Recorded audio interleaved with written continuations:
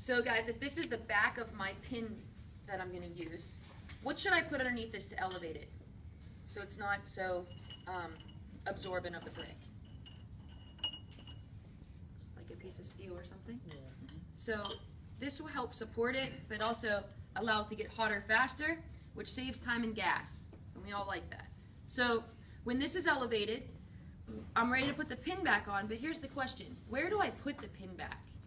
If it's going to be worn vertical on your body, where should the pin back go? Should it go on the top of the pin, the middle of the pin, or the bottom? Raise your hand for the bottom. Good. We're not going to have flopping pin backs. What about the middle? Perfect. The top. Yeah, it's got to be on the top, right? If you put it on the bottom, it's just going to flop over, and it's not going to be functional at all. So you got flux, solder, and cross-locking tweezers. So what I like to do is I like to set this up ahead of time. Just kind of put it in there so that when I'm ready to solder, I have this extra hand to kind of put it down. So I'm going to get that set up. I'm going to put a little flux where I want to have the solder flow. So this is kind of like a combination of a sweat solder seam, but it kind of happens rather quickly. So in order for this tiny little piece to be soldered, what must I do with my heat? Where does most of my heat go? On this or on the metal? On the metal. Very good. So what's going to happen? It's going to happen very quickly. I'm going to put one little piece of solder on there, and I'm going to heat it up. And once it starts to sweat, I'm going to take the heat off, set my pin back on there, flow it again, remove the heat, and hold steady.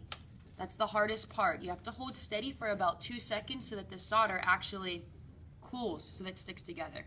So if you want to get closer, you can. It's going to happen pretty quick, but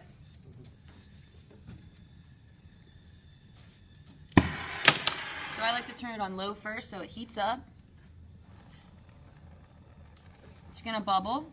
As soon as that flux goes clear and it's not white anymore, it's really easy to move to where you want it to be. This is not a very big piece of metal, so it's going to happen pretty quickly. So I'm going to hold my pin back, and I'm going to really, really heat it up. Notice I'm resting my arm so that I have somewhere to rest because I have to hold it steady for so long. So it's about to go. There it goes. I'm moving heat, putting it back on, and just focusing on that.